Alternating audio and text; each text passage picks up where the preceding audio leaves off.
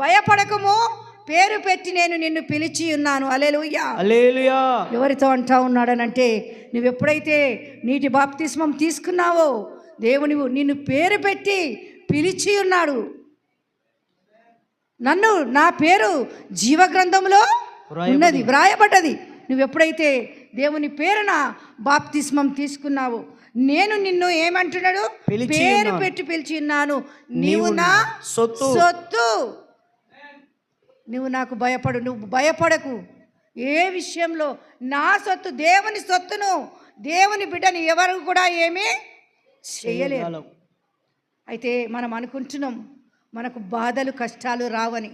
దేవుని బిడ్డలం కదా, దేవుడు మనల్ని పేరు పెట్టి పిలిచి ఉన్నాడు కదా, నన్ను నిర్మించిన వాడు గొప్ప దేవుడు కదా, మరి మనకి ఏ బాధ కష్టం రాదు అని అనట్లేదు దేవుడు.